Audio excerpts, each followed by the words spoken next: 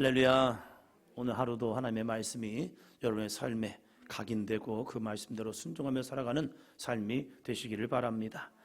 민수기 26장 64절 65절입니다. 민수기 26장 64절 65절입니다. 모세와 제사장 아론이 시내 광야에서 계수한 이스라엘 자손은 한 사람도 들지 못하였으니 이는 여호와께서 그들에게 대하여 말씀하시기를 그들이 반드시 광야에서 죽으리라 하셨음이라. 이러므로 여분네 아들 갈렙과 눈의 아들 여호수아 외에는 한 사람도 남지 아니하였더라. 아멘. 하나님께서 모세와 이스라엘 백성들을 시내 광야에서 한동안 머물게 합니다. 그 머무는 기간 동안 큰 일들이 일어납니다. 첫 번째 큰 일은 하나님께서 모세를 시내산으로 부르신 사건이요. 그 모세를 시내산에 불러서 거기에서 하나님께서 이제 성막을 보여주셨고, 그리고 친히 돌판에 이제 글을 써서 이스라엘 백성들에게 변하지 않는 말씀, 율법, 십계명을 주셨습니다. 그 말씀을 받을 때 이 모세는 꿈을 꾸었습니다. 하나님, 이 백성이 거룩한 백성과 제사장 나라가 되기를 원합니다. 그런데 내려와 보니까 그들이 뭐하고 있습니까? 금송아지를 섬기고 있었죠. 그래서 거룩한 제사장 나라가 되지 못하는 그들의 모습. 그래서 모세가 돌판을 깨트려 버립니다.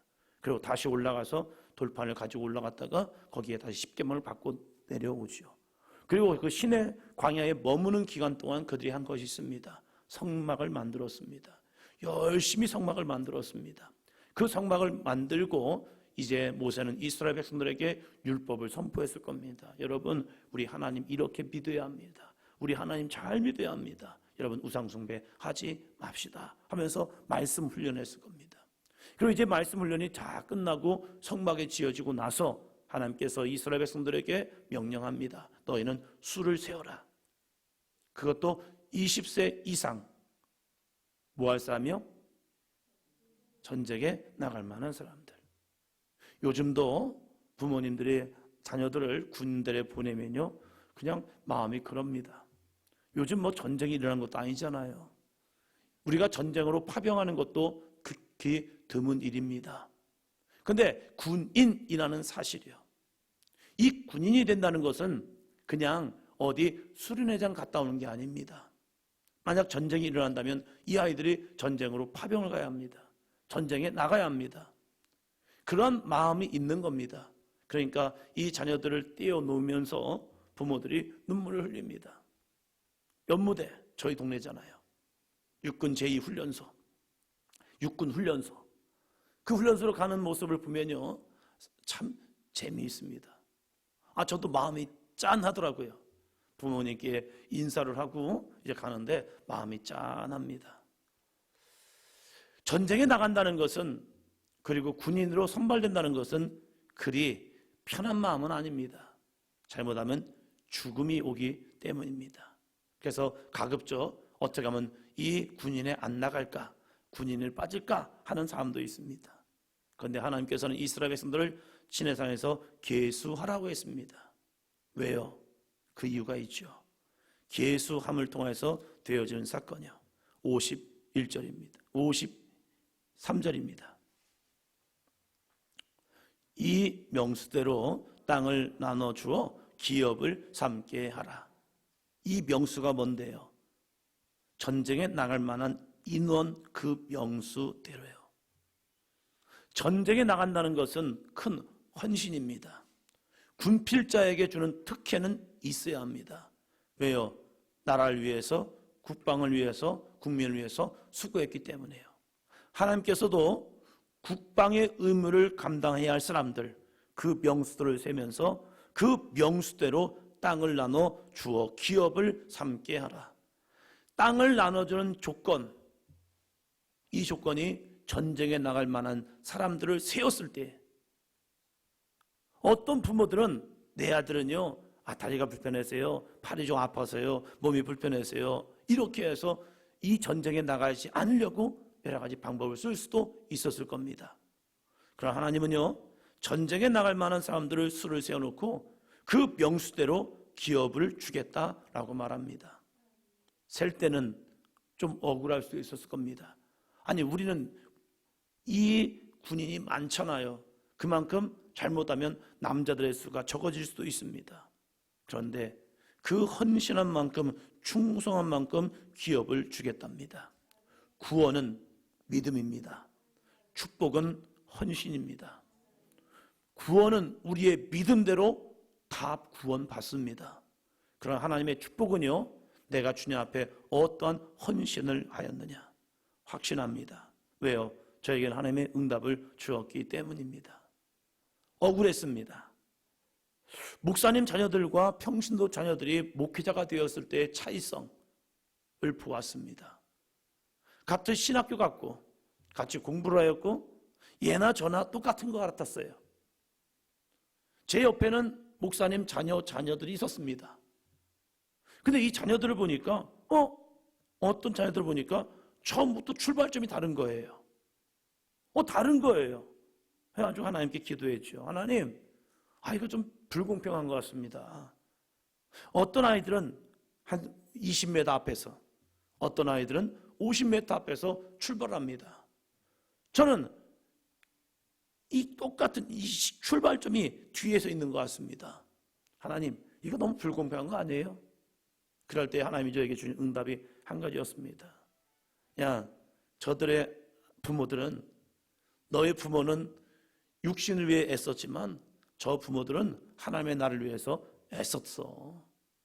그 애쓴 것을 가지고 내가 그들에게 주는 건데 그것이 뭐가 억울하니? 생각해보니까 그런 거예요. 저희 부모님은 그저 세상에서 열심히 살았던 거지 하나님의 영광을 위해서 열심히 살았던 거 아닌 거예요. 그런데 친구들의 이 목회자 자녀들은요, 그 부모들이 열심히 헌신했던 거예요. 누구를 위해서요? 하나님의 영광을 위해서요. 그러니까 당연히 출발점이 다른 거죠. 그것이 불공평한 게 아니라 그게 공평한 거예요. 우리는 똑같이 주어져야 공평이라고 생각합니다. 아니에요. 누군가에게는 이만큼, 누군가는 저만큼이 다른 거예요. 그래서 그렇구나. 구원은 공평하셔요. 공평하신 하나님께서 믿는 자에게 누구나에게 구원을 주십니다. 그러나 축복은 내가 헌신한 만큼 얻어지는 거예요. 내가 어떻게 충성했느냐, 내가 어떻게 헌신했느냐, 내가 어떻게 순종했느냐에 따라서 여러분의 삶이, 그 자녀들에게 하나님의 복은 주어집니다. 전쟁에 나가라 할 때에 전쟁에 나가고 싶은 사람들 적습니다. 그러나 그 전쟁에 나가는 그 사람의 명수대로 하나님께서 땅을 기업으로 주리라. 그런데 또 이렇게 말씀합니다. 54절, 55절 봅니다. 수가 많은 자에게는 기업을 많이 줄 것이요 수가 적은 자에게는 기업을 적게 줄 것이니 그들이 계수된 수대로 각기 기업을 주되 오직 그 땅을 제비 뽑아 나누어 그들의 조상 지파의 이름을 따라 얻게 할지니라. 56절이요 그 다소를 막론하고 그들의 기업을 제비 뽑아 나눌지니라. 아멘. 명수를 세지만 제비를 뽑습니다. 하나님의 주권 속에 이들이 순종하며 나아가는 겁니다. 이 두 가지 모습이, 분배 법칙이 모순적이기도 합니다. 지파가 많은 사람들에게는요, 이 많은 땅을 줘야 하는데 그것도 제비 뽑아주겠다는 겁니다. 많고 적으면요, 눈에 보이는 게 아니에요. 하나님의 역사입니다. 이게 놀라운 은혜예요. 여러분, 이 나라 이 민족이, 그것도 한반도가 반으로 나뉘어서 북한이 좀 더 많고 남한이 좀 적고, 이러한 곳에서 우리가 얼마나 잘 사는 나라가 될 수 있겠습니까? 우리보다 넓은 땅이 있고 자원이 많고 하는 땅이 있습니다.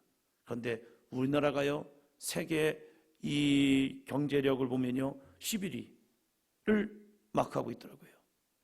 우리보다 좋은 환경, 좋은 여건, 좋은 땅덩어리, 수많은 사람들이 있는 환경이 있음에도 불구하고요 11위. 이건 있을 수 없는 일입니다. 그런데 작다 크다란 것은요 하나님의 마음의 분량입니다. 많은 땅을 얻었어도 모든 걸 잃어버리는 자가 있고요, 적은 땅을 가지고도 많은 것을 누리는 사람들이 있습니다. 질 때문에 그래요. 영향력 때문에 그래요. 넓은 땅이 있다고 해서 그것이 못 쓸 땅이면요, 아무런 쓸모가 없습니다. 적은 땅이지만 그 적은 땅에서 많은 것을 누릴 수 있고 많은 것을 얻을 수 있는 땅이 있습니다. 할렐루야. 이게 분배의 법칙이라는 거예요. 처음에 내가 제비를 봤을 때 저 사람이 나보다 큰데? 내가 저보다 많은 걸 가졌는데? 아니에요. 세상의 승리는요, 좋은 머리가 아니라 믿음의 열정으로 나아갈 때에, 하나님의 거룩한 축복을 가지고 나갈 때 그 사람이 복의 통로가 될 수 있습니다. 하나님을 신뢰하고 믿음으로 나아가면요, 내가 눈으로 볼 때는 적은 땅인 것 같지만 하나님은 그 적은 땅을 통해서 큰 사람이 될 수도 있고요, 내 눈으로는 큰 땅인 것 같지만 작은 땅이 될 수도 있다는 겁니다. 이것을 한번 더 합니다. 믿음의 분량, 믿음의 분량이라는 거예요. 사랑하는 성도 여러분, 우리에게는 어떠한 믿음의 땅이 주어졌습니까? 어떠한 영적인 땅이 주어졌습니까? 말씀의 선포로 축복을 열 수 있는 믿음의 분량이 되기를 주의 이름으로 축원합니다. 우리가 거룩한 꿈을 꾸고 거룩한 비전을 가지고 나아간다면요, 이스라엘 백성들이 밟는 땅을 주시는 것처럼 이 야곱의 유다의 족속이 헤브론 땅을 얻었지만 그 척박한 헤브론 땅을 통해서 온 유다화를 만들어 버립니다. 왜요? 그들은 꿈을 가진 족속이었기 때문입니다. 우리에게도 이 귀한 생명의 은혜를 가지고 거룩한 꿈을 가지고 나아갈 수 있는 삶이 되기를 주의 이름으로 축원합니다. 27장 12절입니다. 27장 12절. 여호와께서 모세에게 이르시되 너는 이 아바림 산에 올라가서 내가 이스라엘 자손에게 준 땅을 바라보라. 13절. 본 후에는 내 형 아론이 돌아간 것 같이 너도 조상에게로 돌아가리니. 아멘. 하나님께서 모세를 40세에 부르신 게 아니라 80세 노인을 불렀습니다. 이제는 내 삶은 끝났어, 이제는 나는 정리해야 해 라고 하는 그 노인인 모세를 불러서 하나님께서 젖과 꿀이 흐르는 땅으로 내가 너와 너희 백성을 인도하리라, 하나님 말씀하셨습니다. 그리고 40년의 시간 동안 광야에서 많은 고생했지요. 고생하고 나서 이제 거의 다 왔습니다. 거의 다 왔습니다. 그런데 하나님께서 이 모세에게 말씀한 게 무엇입니까? 너는 이 아바림 산에 올라가서 내가 이스라엘 자손에게 준 땅을 바라보라. 여기까지 보면 이제 주겠네 라는 생각이 들지요. 이젠 주겠구나. 그런데 하나님께서는 모세에게 너도 이제 내 조상에게로 돌아갈 것이다. 뭡니까? 죽음의 선포입니다. 너 이제 죽을 거야 라고 말합니다. 억울하지 않겠습니까? 억울하지 않겠습니까? 다 됐습니다. 그런데 너는 하지마 라고 말합니다. 열심히 다 준비했습니다. 밥을 열심히 준비했습니다. 그런데 너는 먹지 마 라고 말합니다. 이거 억울하지 않겠습니까? 내가 일을 다 준비했습니다. 그런데 너 그만하고 이 일을 다른 사람이 승계받아라고 말합니다. 여러분이 직장에서 프로젝트를 다 준비했습니다. 근데 그 준비한 프로젝트를 다른 사람에게 넘기랍니다. 이거 진짜 억울하죠. 논문을 막 준비했는데 갑자기 컴퓨터가 꺼지면서 이 논문이 다 날아가 버렸습니다. 이게 환장할 노릇입니다. 이거 어떻게 다 또다시 가끔 설교 준비하다가 저장을 해야 하는데 저장을 잘못해가지고 이게 다 날아갔어요. 다시 해야 합니다. 그럴 때 마음이 분통이 터집니다. 이런 저장했어야 하는데 또다시 해야 하네. 저 다시 해야 합니다. 이거 쉽지 않습니다. 하나님께서 모세에게 수고했단 말 한마디 없습니다. 그리고 하는 게 뭔지 아십니까? 14절이요. 이는 신광야에서 회중이 분쟁할 때에 너희가 내 명령을 거역하고 그 물가에서 내 거룩함을 그들의 목전에 나타나지 아니하였음이니라. 이 물은 신광야 가데스의 무리바 물이니라. 이 사건 아시죠? 하나님께서 모세에게 반석을 명하여 물이 나와서 백성들을 마시게 하라. 근데 이 백성들이 모세를 열받게 했어요. 조금 화나게 했어요. 맨날 불평하고 원망하고 모세에게 야 이제 우리 목말라 죽겠어, 우리와 가축과 우리의 자녀들이 목말라 죽겠다 하면서 모세에게 막 한탄했습니다. 그리고 모세를 향해 대적했습니다.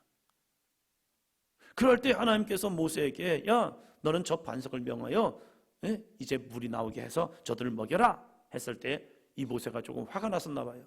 그래서 화풀이 하려고 이 지팡이를 가지고 반석을 쳐버렸습니다. 여러분 승질나면 그럴 때 있잖아요. 헤이 몰라 할 때도 있고, 막 여러분 승질나면 갑자기 밥상을 내려칠 때도 있고, 애들이 속상하게 하면 애들이 책상 앞에서 그냥 너 그럴래 하면서 애들을 책상을 내려치기도 하고 애들의 등짝을 딱 때리기도 할 때 있잖아요. 뭐 때문에요? 화나니까. 그럴 때 있잖아요. 모세가 이스라엘 백성들이 그 마음을 굉장히 화나게 한 것 같아요. 그래서 신광야에서 거의 이 모세의 일생 동안 쭉 보면 그렇게 화낸 적 있죠. 돌판을 깨뜨린 것이 어쩌면 더 큰 일인데 그것은 그냥 묵인하고 넘어가셨는데 이 반석을 명령하라 할 때에 반석을 친 거예요. 그런데 거기서 물이 나왔단 말이에요. 그런데 하나님은 그것을요 내 명령을 거역하고 그 물가에서 내 거룩함을 그들의 목전에서 나타나지 아니하였음이라. 그것 때문에 너 이제 가나안 못 들어가고 너 죽어. 여러분 이해됩니까? 억울하지 않습니까? 아니 이유 될 걸 이유 되셔야죠. 이유 같지 않는 이유를 대면서 이제 너 모세 너 죽어라 라고 말합니다. 근데 모세는요 한마디 원망 불평이 없습니다.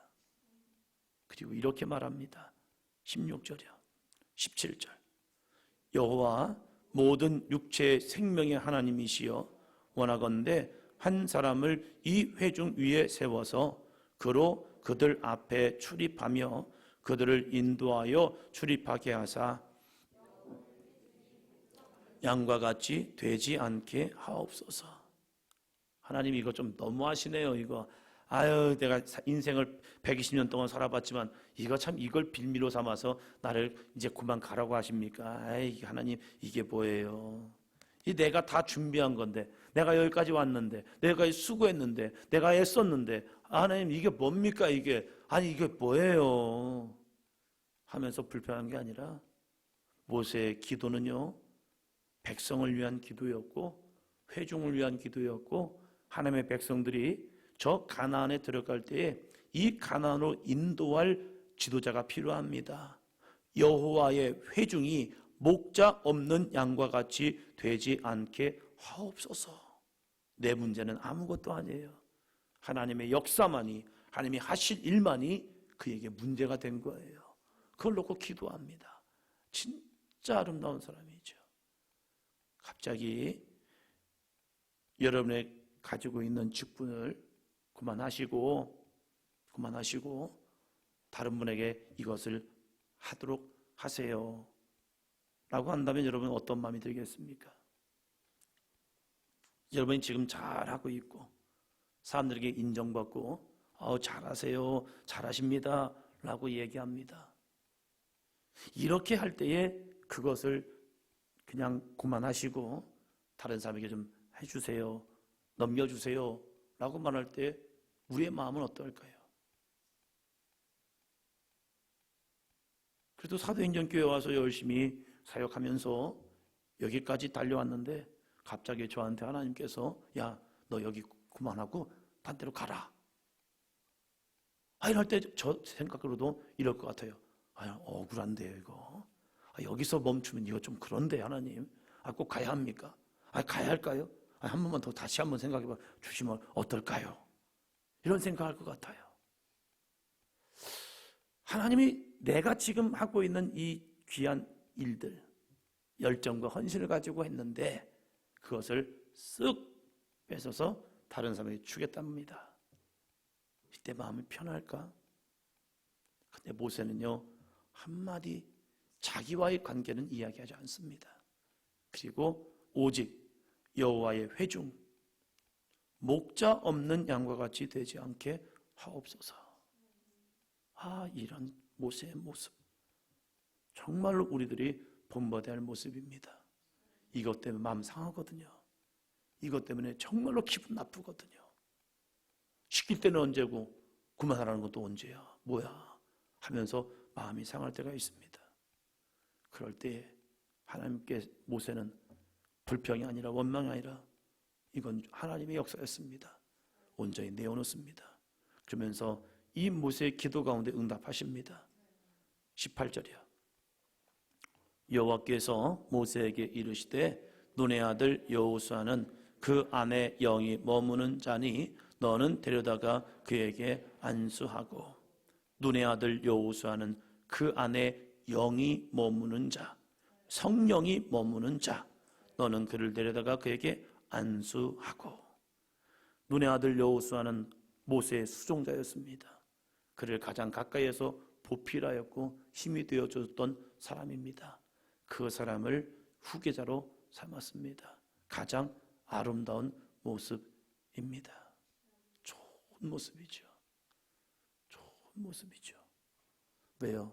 누구보다도 이 지도자의 마음을 알았던 사람이었고, 많은 사람들이 모세를 대적할 때에도 여호수아는 이 모세 편에 서 주었고, 이스라엘 백성 10명의 정탐꾼들이 함께 갔던 정탐꾼들이 가나안 땅을 호평할 때에도 여호수아 또한 갈렙은 하나님의 말씀을 확신하고 우리 가십시다. 하나님을 거역하지 맙시다. 하나님을 기쁘시게 하면 하나님이 그 땅 주십니다. 이 거룩한 믿음을 가지고 나왔던 여호수아였습니다. 왜 그는 그러한 믿음을 살았느냐? 그 안에 영이 머무는 자였기 때문입니다. 사랑하는 성도 여러분, 우리 가운데도 여호와의 영이 머무는 삶이 되시기를 주의 이름으로 축원합니다. 그래 하나님이 쓰십니다. 성령이 내 안에 계시지 아니하면요 하나님의 일을 하지 못합니다. 내 안에 악한 사단 마귀가 나를 충동질할 뿐입니다. 하나님의 영이 머물 때에 하나님의 일을 감당할 수 있습니다. 이 귀한 믿음의 삶이 되시기를 주의 이름으로 축원합니다.